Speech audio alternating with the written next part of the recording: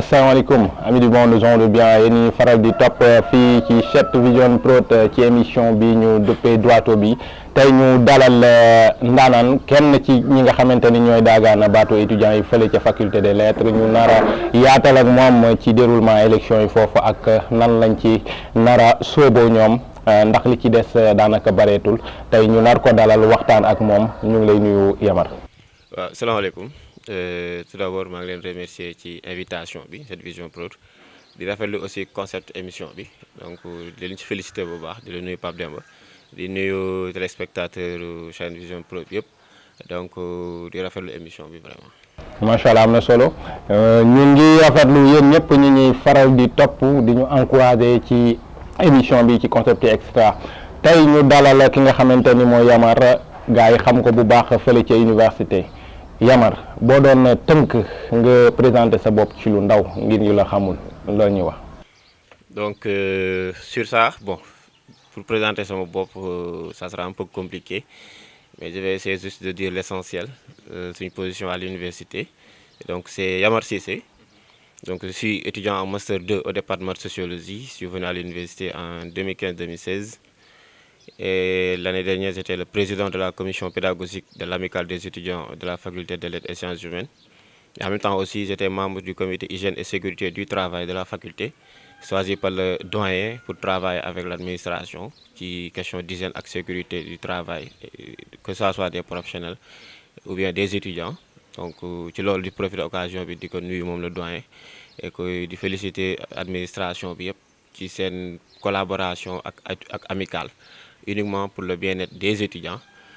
Donc actuellement, je suis le président de la coalition Excellence. Donc c'est une coalition qui prépare les élections. Après, on va revenir sur ça.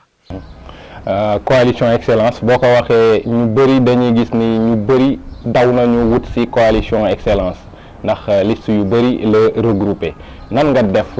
ba copte ba dajale yooyee liste yëpp. Merci beaucoup ci question bi donc ci loolu aussi dañ ci remercier di saluer de passage suñu collaborateurs yëpp c'est-à-dire coordonnateurs de liste yi nga xamante ni actuellement ñoo composé la grande coalition Excellence comme nous avons l'habitude de le dire wax nañ ko ci amphi et nous avons même fait le constat que dans l'histoire du syndicalisme de l'université on n'a jamais vu une si grande coalition que la coalition Excellence parce que coalition yi doon am yi ci ëpp maximum 11 listes ngay dégg 14 listes. Mais une coalition qui regroupe 21 listes, donc je peux dire que c'est une première dans l'histoire syndicale. C'est facile à comprendre parce que nous étions dans le bureau de l'amicale sortante. Participé woon nañ bu baax lan moo taxoon amicale bi gagné woon élection l'année dernière. Maintenant, après le mandat, on s'est dit qu'on va fixer de nouveaux objectifs, décliner yeneen ambition. Et de concert avec le président de la commission sociale, Ousmane Baye, de l'année dernière, donc nous avons mis en place une coalition qu'on appelle la coalition Excellence. Et cette coalition, on peut dire aussi que ci bureau amical sortante bi, nous étions 11 ci bureau amical sortante bi. On peut dire que sur les 11, les 9 yi nga xamante ne ñu ngi woon ci bureau bi tey rejoindre nañu ci coalition Excellence ak yeneen liste yi nga xamante ni tey mën nañ ne bokk nañ ci liste yu ëpp doole liste yu gën a mag ci opposition bi ak aussi ci nouvelle création yi. Du fait que personnes yi ko diriger ay personnes reconnues ay personnes yu am légitimité sociale au sein du campus ñoo xamante ne étudiants yi nangul nañu te ñu ngi liggéeyal étudiants yi nekk ay coordonnateurs de liste ensemble ñun ñoo mettre en place une coalition Excellence te mën nañ ne au début nous étions que 19 listes beneen coalition bi nekkoon 21 listes mais biñ demee ci dialogue gars yi gis ni peut-être am nañ yaakaar ci coalition bi ci la ay listes yu bëri quitté coalition bi beneen coalition bi ñëw rejoindre ñu tey ba ñu jël devant ci mobilisation de listes yi tey ñu nekk 21 listes mu nekk donc une si grande coalition boo xam te ni musul am ci l'histoire syndicale musul am ci faculté des sciences humaines. daje boobu lu tax ñu choisir ta personne. Le pourquoi nekkul peut-être dañ leen a gën a mériter poste bi parce que je l'ai dit aux autres coordonnateurs que ni peut-être du Yamar mais ñoom peut-être koo si jël rek mérité na poste de président. te coordonnateur de liste boo si jël ba ci liste bu ñu mujjee créé ba ci ki bokkoon ci amical ba ci koo si jël tey nekk tey ci coalition Excellence koo si jël am na professionnalisme am na idéologie pour nekk président de l'amical nekk président de coalition bi mais peut-être équipe boo gis dina am koo xam ne nee nañ ko jiitu ñu topp sa ginnaaw confiance la amour en soi la motivation la moo tax tey peut-être ñu jiital ñu donc peut-être mën nañu du suñu liggéey à 100% du parce que dañ leen koo gën a mën mais ñoom seen professionnalisme moo tax ñu jiital ñu waaye nekk ça ne signifie pas que ñun ñooy décider mais c'est l'équipe qui décide c'est l'équipe qui dirige et c'est l'équipe moom mooy yore lépp li nga xamante ni mooy projet ak perspective coalition excellence bi dama nekk seulement une partie visible de l'iceberg mais je peux dire que tout le travail c'est les 20 coordonnateurs li si xamante ni ñu ngi ci biir coalition bi ñoom ñooy mën a travail di leen ci remercier di leen ci saluer di ñaan aussi yaakaar gi étudiants yi am si ñun yàlla nag yàlla mottali ba ñu réussir élection yi ñu jëm. am na solo loolu day wan ne étudiants yi ñu ngi travailler en équipe te ñu ngi xalaat ci ay perspectives yu jëmale université kanam tey jii da ngeen a bokkoon ci ab liste daaw ngeen génn ci am na ay motifs yu tax ngeen génn ci ndax ñi ci génn ñëpp defe naa wax nga neuf liste lu waral lool ndax gisatoo leen seen bopp ci programme boobu. ok c'est-à-dire génn bi nekkul loo xam ne dañ koy xool ci plan négatif mën nañ leen lu positif la parce que ça a toujours été comme ça ci syndicalisme des étudiants ci préparation des élections parce que je me rappelle l'année dernière amicale bi gagné coalition bi gagné amicale sortante bi ki nekkoon PCP l'année dernière maanaam année bi si topp moom moo dirigé woon coalition boobu noonu donc mais avant ñu ko doon teg moom ak président bi ñoo njëkkoon toog ki nekkoon président amical boobu noonu ñu toog teg dem bi ci biir ñu gis ne war nañoo mën a tegaat yeneen coalition yu bees moom mu détaché wu mu ànd ak moom ànd ak ay yeneen nit ñu samp beneen coalition ki nekkoon président bi samp coalition am keneen ku sampaat coalition ndaw mu nekkoon 3 coalition donc mën nañu ne nekk ci amical génn samp coalition du lu bees mais pour man c'est quelque chose de positif parce que les élections se veulent démocratiques élection dafa war a am animation benn coalition kase bu amee mën nañu du indi pertinence su élection donc élection balaa nekk coalition yu bëri am étudiants yi sentir seen bopp ñu gis ne y a des leaders y a des personnes yoo xamante ni ñoom mën nañ jël seen responsabilité am na ay idéologie pour mettre quelque chose de nouvel mën nañ ni loolu bokk na ci lu ñu gën a motiver ñu mettre en place coalition bi te peut-être bokk na ci aussi expérience bi ñu dund l'année dernière parce que l'année dernière nous étions seulement des présidents de commission peut-être décision phare yi nga xamante ni ça concerne les étudiants mënul jóge ci suñu du bokkul ci suñu ay prérogatives léegi nag pour suñu ay yenn motivation yi am ak suñu yenn ambition yu ñu am pour ñu mën a dem au-delà d'une commission donc il nous fallait mettre en place une coalition boo xamante ni peut-être bu ñu jëlee présidence bi yenn décision yi wala yenn proposition yi nga xamante ni wala yenn plaidoyer yu ñu war a mettre sur la table des autorités dinañ gën a mën a am légitimité ak prérogative pour diligenter question yooyu noonu donc moo tax de concert avec le PCS de l'année sortante parce que kii di amicale di 2 commissions phares une commission pédagogique et une commission sociale ce sont ces 2 commissions qui fonctionnent durant toute l'année ñoom ñooy nekk en activité avec les étudiants ñoom na étudiants yi di gën a bàyyi xel donc ñaari commission yi bu ñu dajaloo teg benn projet bu bees pour man c'est quelque chose de positif tax bokk luy animer élection yi tax étudiants yi gën a sentir ne kat ak sénégalais aussi gën a xam ne noonu naka de université il y a des jeunes yoo xam ne sont appelés à être des dirigeants du pays de ce pays demain ñoom mën nañ jël seen responsabilité mettre en place loo xam te ni day indi concurrence pour que étudiants yi mën a dem ci élection ñu juger positivement kan la ñuy choisir ba bu ñu ko choisir rek dinañ ne lii moo tax ñu choisir ko. am na solo voilà démocratie la ku ci nekk defe naa da ngeen am ay ambition yu ngeen xamante ni baax na parallèlement ak fële mais yaakaar ngeen ni ambition yooyu moo gën a utile pour les étudiants yi mu doon lu am solo waaye ren indil ngeen ñu programme voilà defe naa yaa ngi doog a jiite voilà liste bu ni toll su ma juumal coalition bu ni toll léegi ban programme ngeen proposer étudiants yi. Très bien. Parce que mën nañ ne c'est la chose la plus importante ci préparation des élections parce que ñun suñu programme bi ñu ko mettre en place tëbuñ tëb rek bind ko dañoo tirer expérience ci li ñu dund l'année dernière en tant que président de commission pédagogique ak aussi président commission sociale expérience bi ñu dund l'année dernière étudiants yi soxla woon ko ñu xam ne kat lii tey bu ñu ko mettre en place étudiants yi dinañ ci gën a sentir seen bopp ci lan mooy amical ñu ne donc on va se concentrer notre programme ci li nga xam ne étudiants yi ñoom la ñuy yóbbante parce que balaa ñu koy mettre en place def nañ benn étude de proximité dañoo dem def des porte à porte jël suñu temps pendant 1 à 2 semaines dem ci étudiants yi seeni chambre laaj leen tey ñoom bu amical mettre en place ñoom lan la ñuy proposer loo xam ne tey bu ñu ko tegee dina leen arranger dina nekk seen intérêt mën nañu programme bi loolu tax na ñu mettre en place moo tax xaw na yéex a génn parce que étude la boo xam ne dañ ko def te buñ ko def programme boo xam ne ëllëg dañu naan yéen a waxoon li ca campagne te respecté woo leen ko parce que loolu bokk na ci li ñuy stigmatiser les syndicalistes d'aujourd'hui ci campagne dañ naan dañuy campagne rek dañuy promettre rek alors que bu ñu faloo duñ ko réaliser ñun nag pour ñu lever stigmatisation boobu ñu dañuy jël suñu temps xool li possible lan moo nekk ci prérogative amicale ñu ne léegi nañu laaj étudiants yi lan lañ proposé étudiants li ñu proposé bëri na mais ñu synthétiser ko xool tey li nekk ci suñu ay prérogative ñu teg ko comme programme li nga xam ne mën nañ ci collaborer ak autorités yi wala yenn structures yi ñu def ko projet muy benn aspect lu tax ñu choisir programme beneen aspect bi maanaam mooy expérience bi ñu dund l'année dernière parce que l'année dernière j'étais le président de la commission pédagogique ci côté étudiants yu bëri amoon nañ ay difficultés surtout nouveau bacheliers yi parce que tey par exemple ñoom dañoo nekk ñu gën a vulnérable ci communauté estudiantine bi bu ñu leen orienté woon en 2019 ñu bëri dañoo raté woon campus seen plateforme bi pour fay seen 25000 mën nañ ne de mois d'août ba jusqu'au de mois de décembre jusqu'au mois d'août fayatuñu woon amatuñu yaakaaru jàng ñu bëri presque génnoon nañ seen xel parce que étudiant bu fayul 25000 mën nañ ne kii tey du jàngeeti université parce que loolu mooy première étape bi wane ni yow accepté nga sa orientation ñu bëri defuñu ko woon bi ñu joxee proposition bu mosuñu xalaat ni nit dina am solution pour loolu am mais bi ñu ko joxee pour wane importance amicale ak commission bi ñu yoroon ñu def ci ay jéego ay négociation ak ay collaboration avec les autorités ba yàlla def ci jàmm autorités yi nangul ñu partenariat boobu ba ci la ñu réussir woon tey ñu fexe ba def par dérogation plus de 350 nouveaux bacheliers tey mois d'août la ñu inscrire mais bu ñu inscrire ñu defal leen accompagnement parce que ñoom retaaroon nañu trop ñu boole leen ak ay nit yu leen di jàppale ci ay explication ci ay révision jox leen ay documents di leen suivre ba tey mën nañ ne tey 200 ci ñoom jàll nañ ñu ngi en deuxième année ñu ngi reprendre beneen aspect bi loolu tey bokk na ci li ñu insérer suñu programme beneen aspect bi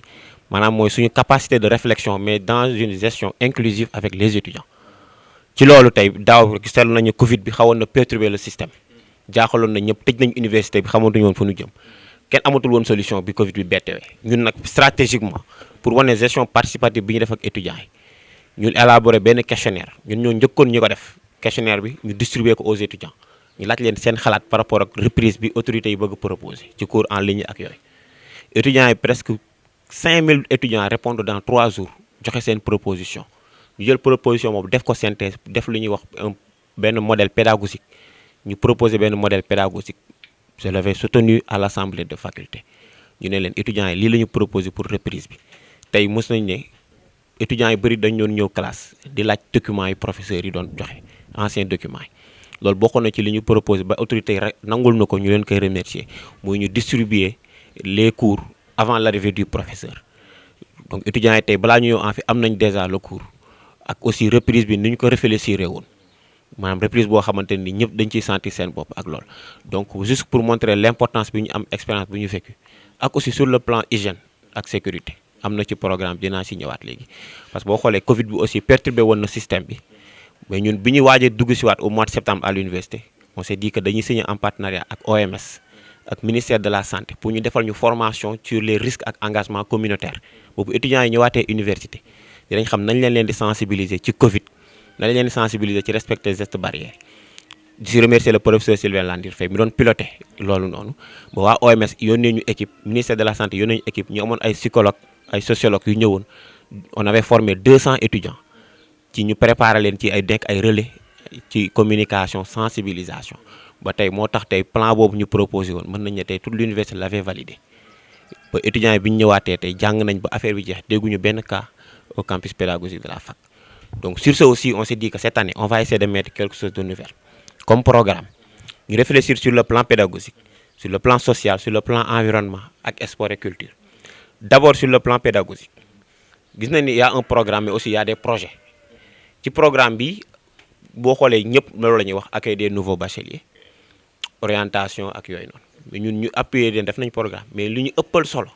moo ñu def projet boo xamante ni dina aider à la fois les autorités mais aussi les étudiants parce que seetlu nañ ni fac lettres kenn ëmpalewu ni moom mooy faculté bi gën a rëy ci université bi nous avons environ 34 000 étudiants là où les autres facultés ils font 24 000 15 000 11 000 et cetera ñu xoolee xam ne les dispositifs ou bien les infrastructures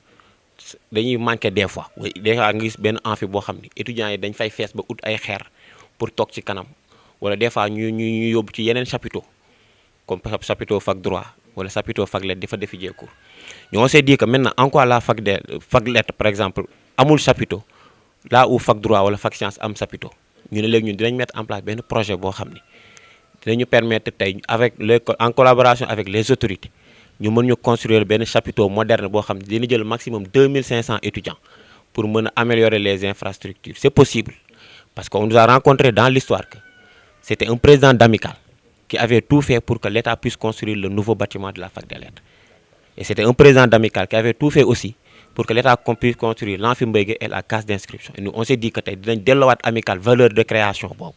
pour def un benn projet boo xam ni bu ñu gagné élection yi incha allah dinañ ko dox collaborer ci ak État ak autorité ak rectorat yëpp ba ñu mën a construire benn chapiteau moderne boo xam ne fac lettres dina sentir benn avancement ci cours parce que condition d'étude yi bu baaxul peut-être résultat yi day xaw a catastrophique. beneen aspect bi sur le plan pédagogique maanaam mooy ñi nga xamante ni nii tey parce que fac lettres dafa am étudiants am ay étudiants non voyants lañ ñoom y a des étudiants non man leen cette année j'ai eu à avoir 2 étudiants non voyants ñoom dañ leen di considérer comme ñëpp ci ni ñuy jàngee ay cours magistral wala optionnel mais des fois accompagnement bi war a am ci xar ci ñooñu dañuy dugg ci amphi bi malgré gisuñu mais ñoom dañuy utiliser seen dégg-dégg pour mën di bind mais des fois dañuy am retard pour ñu mën a adapté wu parce que ren j'ai encadré 2 de ces étudiants. mais est-ce que dina yomb parce que am na système braille bu ñu war a utiliser pour ñu mën a. système braille boobu des fois le département envoie les cours pour ñu mën ko traduire en braille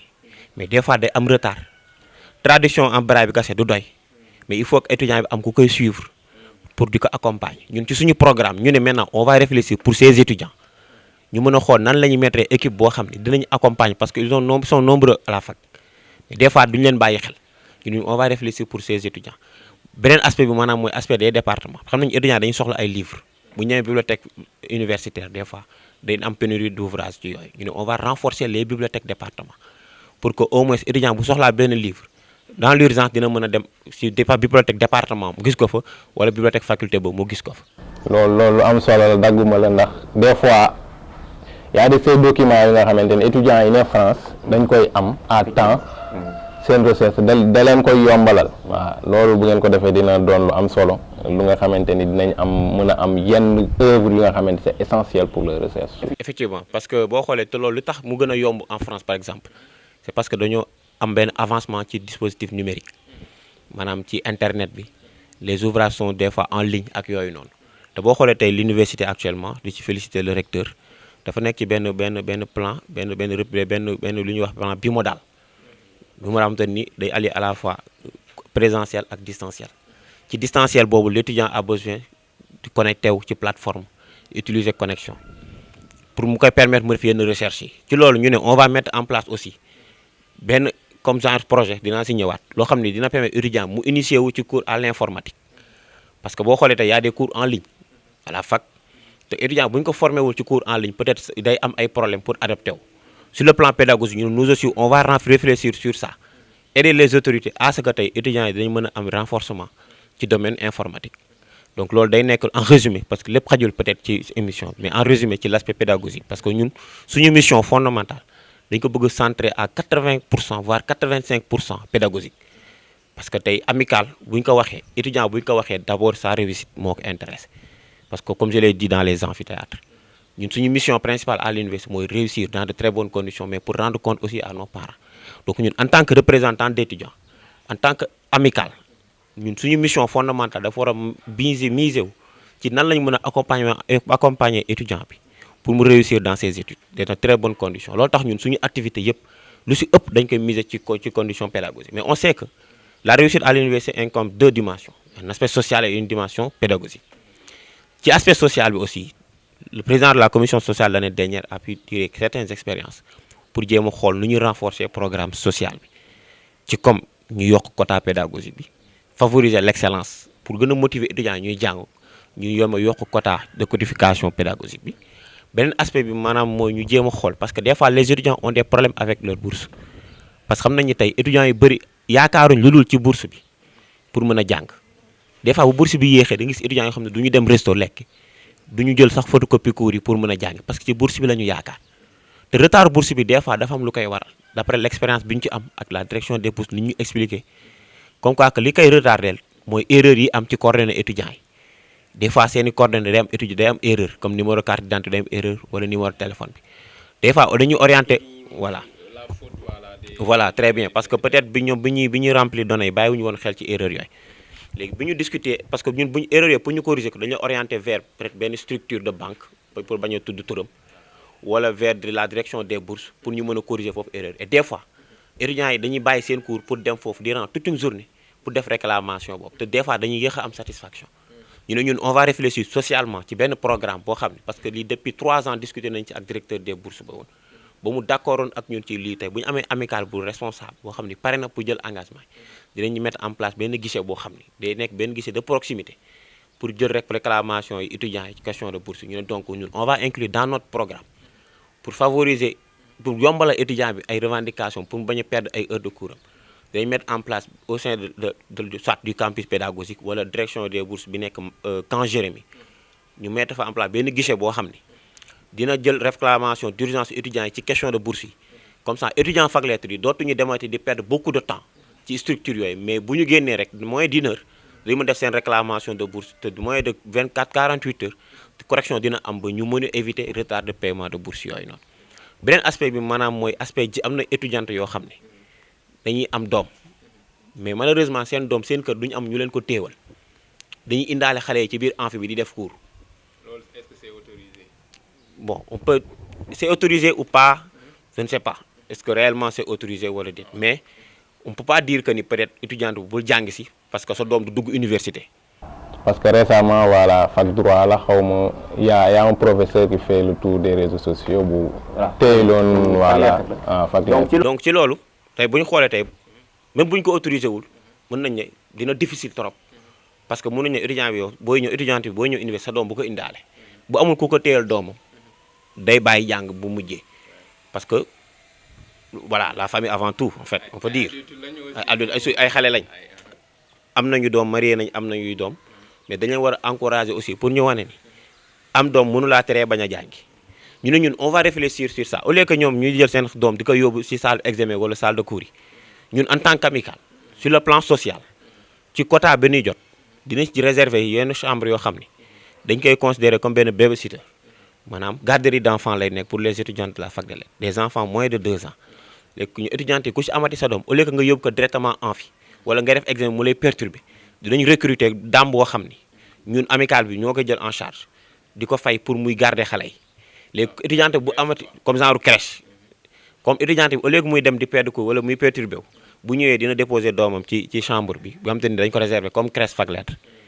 am ku koy garder doomam bu wàccee mu ñëw jëlaat doomam dans de bonnes conditions ñibbi waat te du ci fay dara te loolu l'amical a les prérogatives de le faire sur le plan social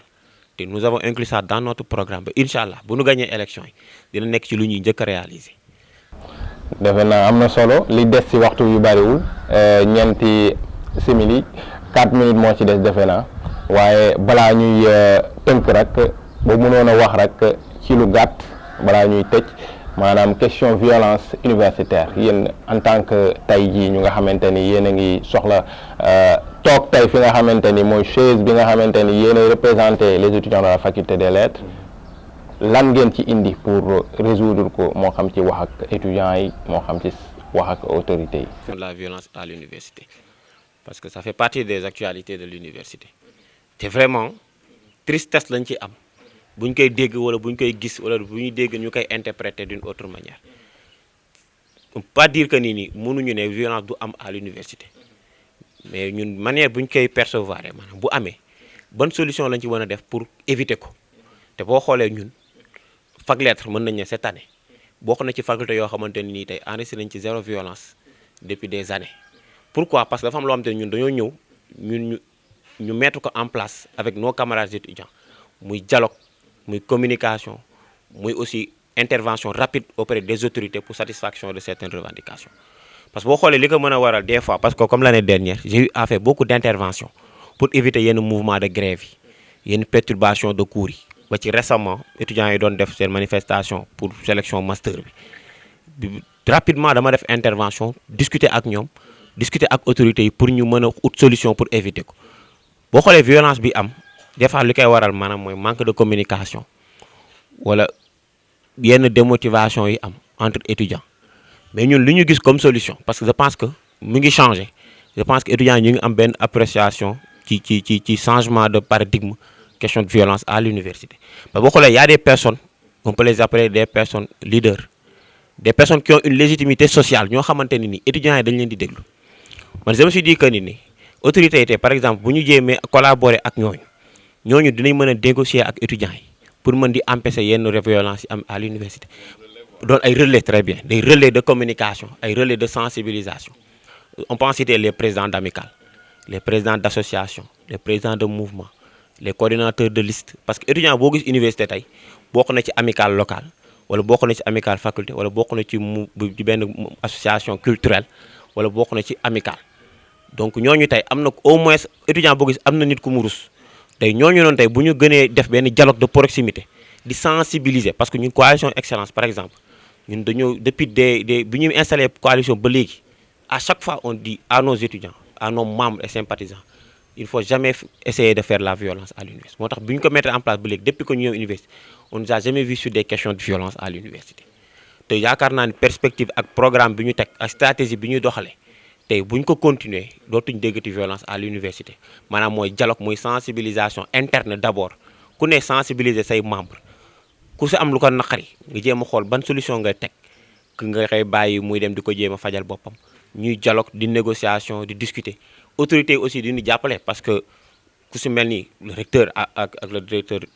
du COUD def nañ benn action bu mel noonu bi ñu xawee dégg ni am na ay tiraillements entre deux coalitions à la fac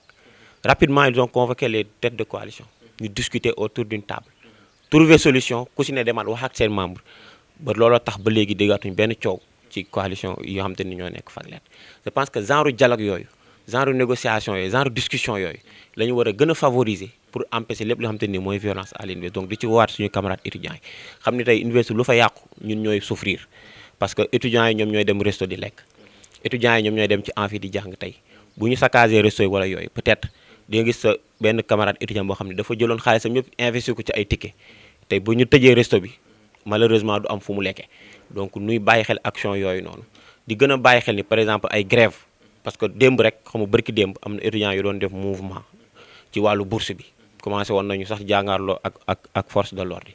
mais bi ñu ma woowee dama déglu leen seen revendication ñu ngi casse affaire de bourse parce que dañoo sonn rapidement j'ai appelé le directeur des bourses bi ñu ci dégganteeg directeur des bourses moom réponse bi mu ñu jox moo satisfaire étudiants yi ba ñu arrêté seen manifestation bi ñu doon def di loolu di ko ci féliciter parce que directeur bi moom ku vraiment ku disponible la ku mën a répondre urgemment aux étudiants la ci yenn questions yoo xamante ni daf ñuy jaaxal trop ba moo tax des fois mu indi ay révolte moo tax mu indi ay manifestations donc je pense que genre dialogue yooyu parce que loolu suñu mission nekk des relais entre les autorités ak les étudiants pour que bu incompréhension amee bu inquiétude amee rek ñu mën a indi satisfaction d'urgence parce que trop d'inquiétude ak trop d'incompréhension mooy indi des fois manifestation di am mais tant que rapide intervention mi ngi am rek lu bëri dinañ ko mën a éviter quoi. waaw balaa ñuy dem nag Yamar lan ngay tàggatoo. waaw li may tàggatoo mooy di remercier waat tout d'abord chaîne bi 7vision Pro ci occasion bi nga ñëw parce que interview bi sama sortie mën nañ ne ñu bëri ñu ngi ko doon xaar fii la ko yàlla dogalee donc di leen ci remercier di remercier aussi tous les étudiants surtout suñu waa coalition muy coalition excellence coordinateurs yi si nekk yëpp di demander waat solennellement à tous les étudiants ñu voter mais aussi ñu faire voter pour la grande coalition excellence muy coalition bi nga xamante ni tey incha allah bu ñu gagné le 12 dès le 13 ñu commencé liggéey bi parce que lu bëri mu ngi xaar parce que li ñu fi wax comme projet bëgg nañ incha allah rabbana bu ñu gagné rek ñu jublu ci liggéey boobu bu lu mu bon ñu mën ci réaliser mu nekk ay projet ak ay plaidoyer yoo xam ne on va porter ça uniquement pour les étudiants donc di joxe rendez-vous le 11 vote bi c'est simple jarul déplacer wu jarul def dara c'est en ligne on va vous communiquer ultérieurement plateforme bi ñuy demee élection connecté wu voter incha allah chaque étudiant mën na voter boppam te cette année on veut sur les 34 000 au moins ñu mën a am benn 30 000 voire 32 000 étudiants xam ne voté nañ pour ñu xam ni Faglete ñoom choisir nañ seen bopp kan moo leen di diriger donc di terminer foofu suñuy kàddu di joxe rendez-vous le 11 à 8h ba le 12 à 18h incha allah lépp ñu réserver ko au vote ku ñu contacter di nga xam comment voter on va vous communiquer ultérieurement modalité de vote yi di tàkkuwaat ñaan si ñëpp gën ñu ñaanal ba élection yi ñu jëm ñu am ci ndam donc on se donne rendez-vous incha allah le 11 vendredi et samedi incha allah je vous remercie. am na solo am na solo defe naa ni yegg nañ ci képpaandawu émission bi ki ñu dalaloon doon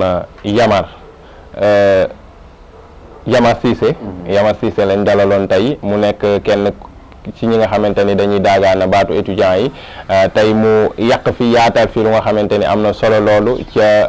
ci programme am ak li nga xamante ni moom la ñu mbébét indil ko li nga xamante ni mooy étudiants yi mu doon lu am solo ñu profité di ziar ñi nga xamante ni ñooy faral di topp waa université Cheikh Anta Diop faculté des lettres di ziar ñi nga xam ñoo nekk ci caméra bi Zico Rama ci réalisation bi Tafa ñu ziar ñëpp waaye itam du ma fàtte ki nga xamante ni moom ma jox fulaa bu rafet bi Rama ñu ngi lay ziar yal na yàlla yokk ko bu baax a baax ak ki ma génnal fii nii Malick Couture ñuy ziar ñëpp di béggee ñëpp di leen jox dig daje ba beneet ci beneet émission incha allah.